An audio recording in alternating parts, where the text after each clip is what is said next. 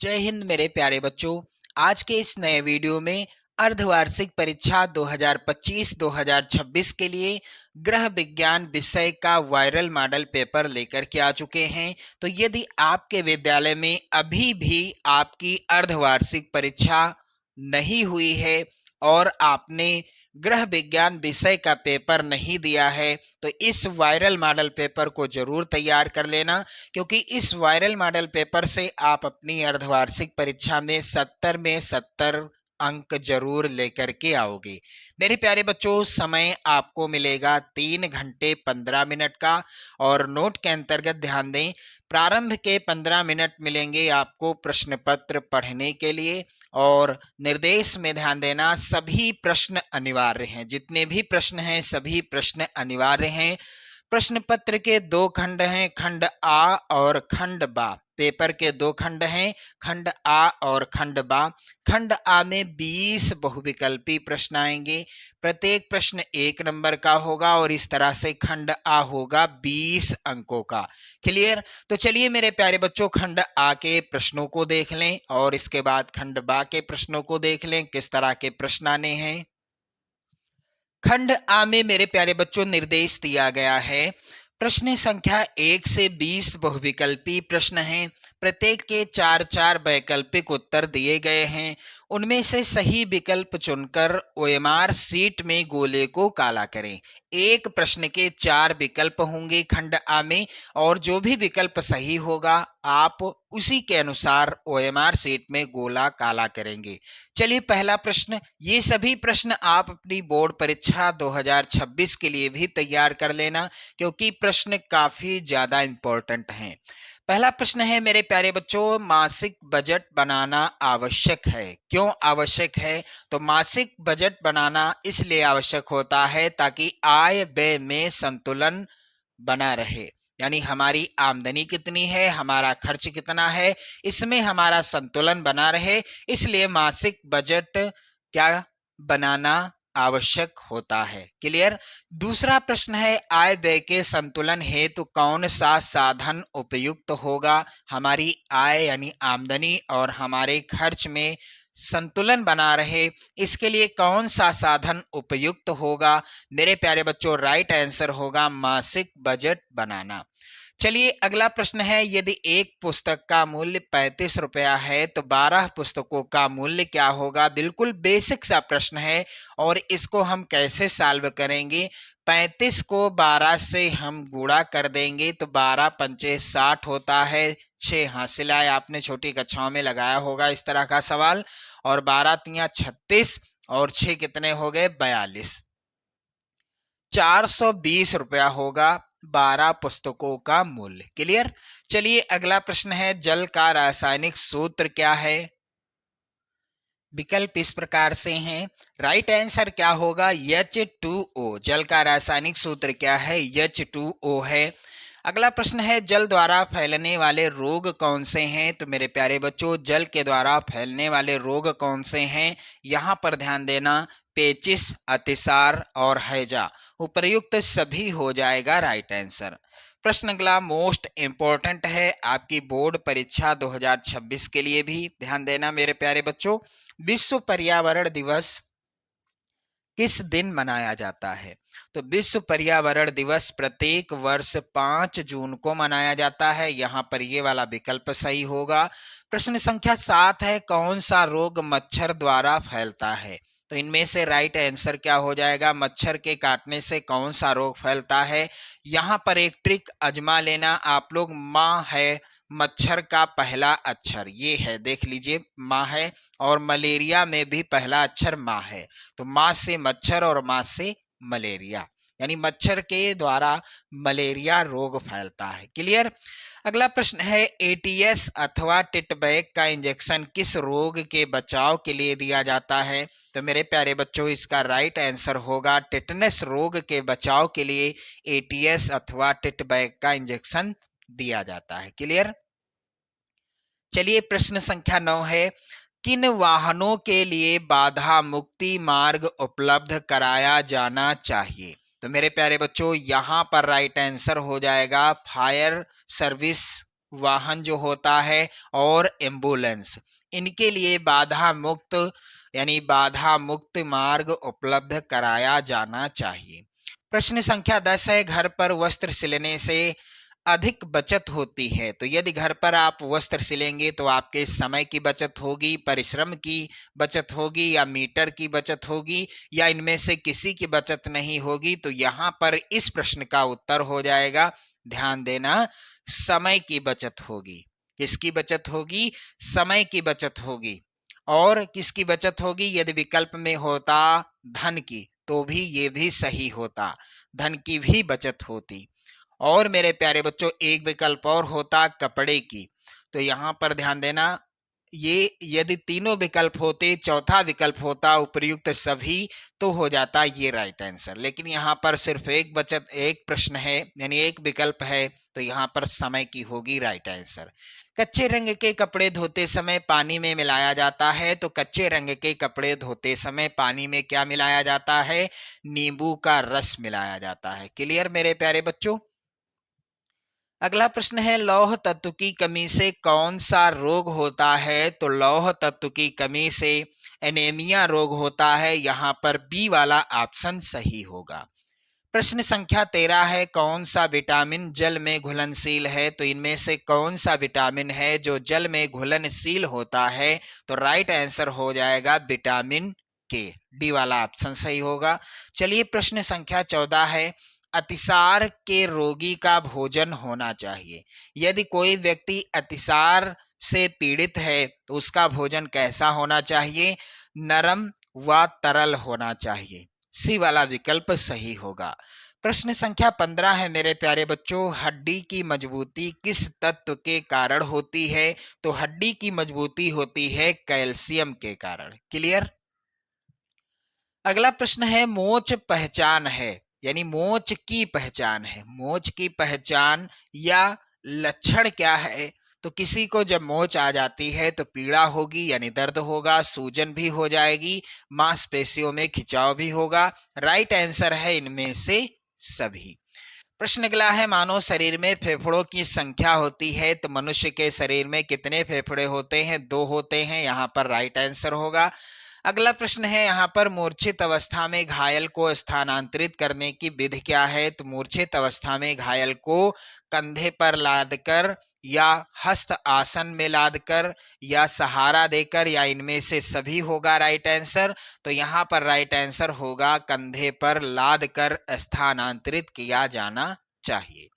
अगला प्रश्न है, बर्फ की टोपी का प्रयोग करते हैं। तो बर्फ की टोपी का प्रयोग करते हैं तीव्र ज्वर होने पर, यानी तेज बुखार आने पर। किस लिए करते हैं? ठंडी सेंक देने के लिए बर्फ की टोपी का प्रयोग किया जाता है। क्लियर मेरे प्यारे बच्चों? प्रश्न संख्या 20 है, एक सामान्य स्वस्थ व्यक्ति का तापक्रम कितना होता है? तो मेरे प्यारे बच्चों, यहाँ पर सी वाला विकल्प सही होगा, 98.4 डिग्री फ़ारेनहाइट। इसके बाद आप देखेंगे खंड बा, जिसमें प्रश्न इस तरह के आएंगे। निर्देश ध्यान दें, प्रश्न संख्या 21 से 26 अति लघुत्तरीय हैं। प्रत्येक प्रश्न का उत्तर अधिकतम आपको 25 शब्दों में लिखना होगा, और प्रत्येक प्रश्न आएगा 2 नंबर का। आप लोग देख लो, प्रत्येक प्रश्न 2 नंबर का है, और इन सभी प्रश्नों को आपको तैयार कर लेना है, क्योंकि ये सभी प्रश्न आपकी बोर्ड परीक्षा के लिए भी सबसे ज्यादा इंपॉर्टेंट हैं। बिल्कुल 100% की गारंटी है, यहीं से प्रश्न बोर्ड परीक्षा में जरूर छपेंगे। चलिए प्रश्न संख्या 21 है, पारिवारिक बचत बनाने में उत्पन्न होने वाली कोई 2 बाधाएं लिखिए। पारिवारिक बचत बनाना है, उसमें 2 बाधाएं आती हैं, और वो कौन कौन सी हैं? चलिए इसका उत्तर कैसे लिखना है आप सभी को। प्रश्नोत्तर संख्या 21, शिक्षा का अभाव होना, यानी ज्यादातर परिवारों में शिक्षित लोग नहीं हैं। बजट के प्रति उदासीनता और सामाजिक कुप्रथाएं आदि मुख्य बाधाएं हैं। क्लियर? चलिए दूसरा प्रश्न है, यानी प्रश्न संख्या 22 है, आदर्श कुआं किसे कहते हैं? तो इसका उत्तर कैसे लिखना है आप सभी को। प्रश्नोत्तर संख्या 22, यहां पर ध्यान देना। आदर्श कुआं उसे कहते हैं जिसकी दीवारें पक्की होती हैं और कुएं के ऊपर छावनी होती है, इसका पानी साफ होता है क्योंकि जल अंदर से रिस रिस कर आता रहता है, यानी भूमि से जल कुएं में रिस रिस कर आता रहता है। क्लियर। अगला प्रश्न है यहाँ पर, जीवन रक्षक घोल किस रोगी को दिया जाता है? तो चलिए इसका उत्तर कैसे लिखना है आप सभी को ध्यान देना मेरे प्यारे बच्चों। ऐसा रोगी जिसके शरीर में वमन, अतिसार आदि के कारण जल की कमी हो जाती है, यानी पानी की कमी हो जाती है, उसे जल की कमी दूर करने के लिए जीवन रक्षक घोल यानी OSR दिया जाता है। क्लियर। अगला प्रश्न मोस्ट इंपॉर्टेंट है, कह रहा है मोच के लक्षण लिखिए। मोच के लक्षण क्या हैं? तो यहां पर इसका उत्तर कैसे लिखना है आपको, प्रश्नोत्तर संख्या 24। मोच आने के लक्षण या पहचान, संबंधित अंग में सूजन आ जाती है तथा इधर उधर हिलाने डुलाने में पीड़ा होती है। जहां पर मोच आएगी वहां पर सूजन आ जाएगी और इधर उधर हिलाने डुलाने से पीड़ा यानी दर्द भी होगा। अगला लक्षण है मोच आने वाले अंग का रंग कुछ कुछ नीला काला भी होने लगता है। इसके बाद अगला प्रश्न यहाँ पर आप लोग ध्यान देना, प्रश्न संख्या 25 है, स्पंज किसे कहते हैं, इसकी कब आवश्यकता पड़ती है? तो स्पंज किसे कहते हैं, इसकी आवश्यकता कब पड़ती है? मेरे प्यारे बच्चों इसका उत्तर कैसे लिखना है आप सभी को, प्रश्नोत्तर संख्या 25। जब व्यक्ति को चोट लगी हो अथवा ऐसी बीमारी से ग्रसित हो जिसमें स्नान कर पाना संभव नहीं है। किसी व्यक्ति को चोट लग गई है या कोई ऐसी बीमारी हो गई है जिस कारण से वो स्नान नहीं कर सकता, यानी उसे नहलाया नहीं जा सकता, ऐसी दशा में स्पंज की आवश्यकता पड़ती है। स्पंज करने की पद्धति यह है कि गर्म या ठंडे पानी में तौलिया को भिगोकर निचोड़ लिया जाता है। उसके बाद रोगी के कपड़े उतारकर पूरे शरीर में तौलिए से पोंछा जाता है। ये है स्पंज करना। चलिए अगला प्रश्न यहां पर ध्यान देना। प्रश्न है कि प्राथमिक चिकित्सा से क्या अभिप्राय है? प्रश्न काफी ज्यादा इंपॉर्टेंट है, इसका उत्तर कैसे लिखा जाएगा, प्रश्नोत्तर संख्या 26। कैसे लिखना है? प्राथमिक चिकित्सा का अर्थ है दुर्घटना की अवधि में अस्पताल पहुंचने के पूर्व सहायता करना एवं जीवन रक्षक दवाएं उपलब्ध कराना जिससे रोगी की जान बच सके। इसके बाद मेरे प्यारे बच्चों अगला प्रश्न यहाँ पर आप लोग ध्यान दें, लघुत्तरीय प्रश्न। निर्देश दिया गया है प्रश्न संख्या 27 से 31 तक लघुत्तरीय हैं। इनके उत्तर अधिकतम आपको 50 शब्दों में लिखना होगा और प्रत्येक प्रश्न आएगा कितने नंबर का, 4 नंबर का। ये सभी प्रश्न आप तैयार कर लेंगे क्योंकि 2026 बोर्ड परीक्षा में यहां से प्रश्न आना बिल्कुल 100% तय है। ध्यान देना मेरे प्यारे बच्चों, आपकी अर्धवार्षिक परीक्षा के लिए तो ये मॉडल पेपर इंपॉर्टेंट है ही, आपकी बोर्ड परीक्षा में भी यहीं से प्रश्न जरूर छपेंगे, ये 100% की गारंटी है। चलिए प्रश्न संख्या 27 है, 7% साधारण वार्षिक ब्याज की दर से 12,000 का 4 वर्ष का कितना ब्याज होगा? मेरे प्यारे बच्चों ध्यान देना, इसको कैसे सॉल्व करेंगे, प्रश्नोत्तर संख्या 27। मूलधन हमारा कितना है, 12,000 रुपए, दर है 7%, समय है 4 वर्ष। साधारण ब्याज बराबर एक सूत्र होता है जो कि इस प्रकार से होता है, साधारण ब्याज बराबर होता है मूलधन गुणे दर गुणे समय। याद कर लेना आप लोग, बट्टे 100। तो मूलधन कितना है, 12,000 है, दर है 7% और गुणे समय है 4। अब इसके नीचे 100 हो जाएगा। अब एक यहाँ 0 कटेगा तो एक यहाँ कटेगा, एक यहाँ कटेगा, एक यहाँ। अब 120 है, 7 है और 4 है। 120 को हम 7 से गुणा करेंगे तो क्या आ जाएगा, 0, 7 दूनी 14 और 7 एकन्नी 7 1 840। अब इसको हम 4 से गुणा करेंगे तो क्या आ जाएगा, 0 और 4 चौके 16, 4 अट्ठे 32, 1 33। ₹3,360। 3,360 यही होगा हमारा उत्तर। क्लियर। चलिए अगला प्रश्न है यहाँ पर, घर की सफाई के महत्व को संक्षेप में लिखिए। तो कैसे लिखना है इस प्रश्न का उत्तर, ध्यान देना आप लोग। प्रश्नोत्तर संख्या 28। घर की सफाई का महत्व एवं आवश्यकता। सबसे पहला और पहली हेडिंग है गृह सज्जा में सहायक। घर की सफाई पर ही गृह सज्जा निर्भर करती है। घर की सफाई ही एक ऐसा तत्व है जो गृह सज्जा की प्रत्येक शैली के लिए अनिवार्य है। यदि घर में सफाई की समुचित व्यवस्था न हो तो गृह सज्जा के संपूर्ण साधन उपलब्ध होते हुए भी घर को सुसज्जित नहीं कहा जा सकता। दूसरी हेडिंग है रोगों के जीवाणुओं को पनपने से रोकती है। घर की सफाई का एक उल्लेखनीय महत्व यह है कि इसके माध्यम से घर में रोगों के जीवाणुओं को पनपने से रोका जा सकता है। अधिकांश रोगाणु गंदगी, धूल एवं जालों आदि में ही पनपते हैं। अतः यदि घर में नियमित रूप से सफाई होती रहे तो रोगों के जीवाणु पनपने की आशंका घट जाती है। तीसरा है स्वास्थ्य वर्धक। घर की सफाई परिवार के सदस्यों के स्वास्थ्य में सुधार तथा उनमें स्फूर्ति उत्पन्न करती है। घर की सफाई का अनुकूल प्रभाव उसमें रहने वालों के शारीरिक एवं मानसिक स्वास्थ्य पर भी पड़ता है। घर की सफाई प्रसन्नता, उत्साह एवं जीवन में प्रेरणा प्रदान करती है। जीवन स्तर को ऊंचा बनाने में सहायक। उच्च जीवन स्तर के लिए घर का साफ सुथरा होना अति आवश्यक माना जाता है। तो ये हो गया इस प्रश्न का उत्तर।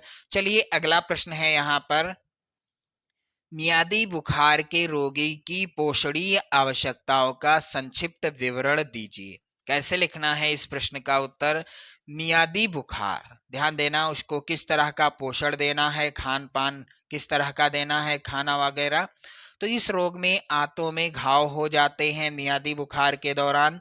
अतः रोगी को पूर्ण विश्राम के साथ साथ पहले केवल तरल खाद्य दिया जाता था, जैसे दूध का फटा पानी तथा फलों का रस, किंतु आजकल चिकित्सक सामान्यतया सभी भोजन दिलाते हैं।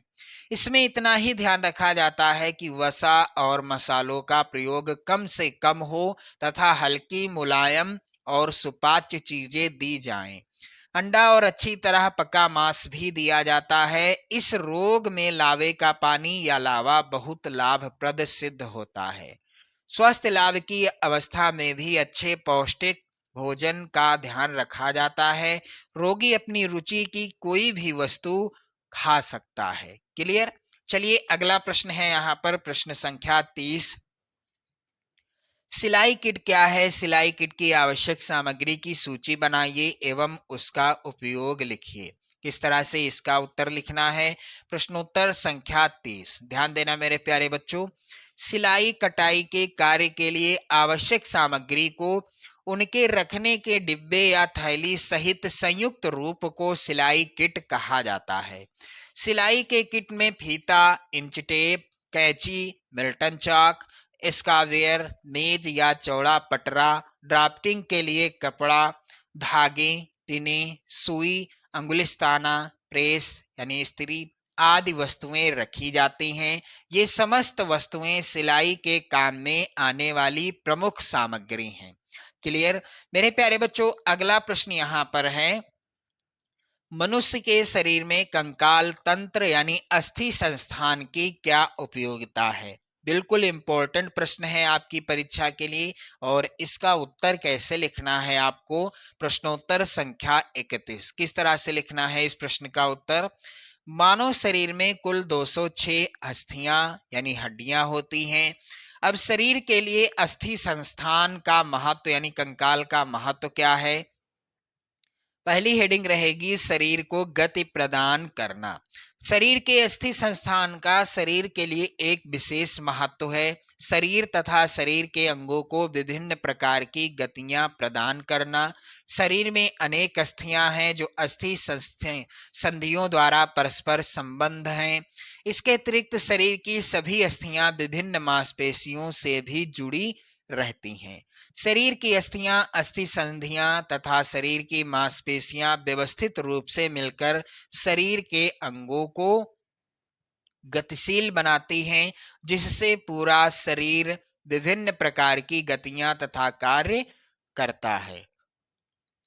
दूसरी हेडिंग है दृढ़ता प्रदान करना। कंकाल तंत्र का अगला कार्य है दृढ़ता प्रदान करना। अस्थि संस्थान का एक उल्लेखनीय महत्व यह है कि यही संस्थान हमारे शरीर को आवश्यक दृढ़ता प्रदान करता है। इस दृढ़ता के कारण ही हमारा शरीर बाहरी आघातों को सहने में सफल होता है। अस्थि संस्थान की ही व्यवस्था के कारण व्यक्ति अधिक भारी वस्तु को भी उठा लिया करता है। तीसरी हेडिंग है यहाँ पर रक्त कणों का निर्माण। हमारे लिए अस्थियों का एक अन्य महत्व है इसके द्वारा रक्त कणों का निर्माण कार्य करना। अस्थियां अंदर से खोखली होती हैं, जिसमें एक प्रकार का गुदा भरा रहता है, जिसे अस्थि मज्जा कहते हैं। अस्थि मज्जा द्वारा रक्त कणों का निर्माण किया जाता है। यह रक्त शरीर के काम में आता है। क्लियर। अगली हेडिंग है शरीर की आकृति का निर्धारण।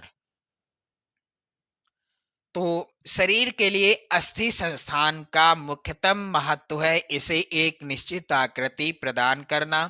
शरीर की आकृति का निर्धारण अस्थि संस्थान द्वारा ही होता है। अस्थि संस्थान ही शरीर की लंबाई आदि को निर्धारित करता है। यदि शरीर में अस्थि संस्थान का अभाव हो तो शरीर की कोई स्पष्ट आकृति नहीं हो सकती। अस्थि विहीन शरीर तो मांस के लोथड़े के समान ही हो सकता है। क्लियर। इस तरह से आपने इन सभी प्रश्नों का उत्तर देखा। चलिए इसके बाद किस तरह के प्रश्न आएंगे आप लोग यहाँ पर ध्यान दीजिएगा। इसके बाद मेरे प्यारे बच्चों अगला प्रश्न जो आएगा यहाँ पर दीर्घ उत्तरीय प्रश्न होगा। निर्देश दिया गया है प्रश्न संख्या 32 से 34 तक दीर्घ उत्तरीय हैं। प्रश्न संख्या 32 व 33 के विकल्प दिए गए हैं और प्रत्येक प्रश्न के एक ही विकल्प का उत्तर लिखना है। यानी प्रत्येक प्रश्न के उत्तर आपको 100 शब्दों में भी लिखना है, इसका भी ध्यान देना है। और प्रत्येक प्रश्न होगा 6 नंबर का। तो प्रश्न संख्या 32 है, पारिवारिक बचत से आप क्या समझते हैं? सबसे ज्यादा इंपॉर्टेंट प्रश्न है ये। किन साधनों द्वारा बचत को सुरक्षित रखा जा सकता है? किसी एक साधन का वर्णन करें। प्रश्न संख्या 33 है, पर्यावरण प्रदूषण का क्या तात्पर्य है? प्रदूषण के कारण जनजीवन पर पड़ने वाले प्रभावों का वर्णन कीजिए। और अथवा में प्रश्न है, भोजन विषाक्तता किसे कहते हैं? इससे बचने के उपाय लिखिए। प्रश्न संख्या 34 है, श्वसन तंत्र के मुख्य अंग कौन कौन से हैं? चित्र द्वारा समझाइए। तो ये प्रश्न आपकी अर्धवार्षिक और बोर्ड दोनों परीक्षाओं के लिए इंपॉर्टेंट हैं। इस वीडियो को शेयर कर दें और इन सभी प्रश्नों को तैयार कर लीजिएगा। जय हिंद।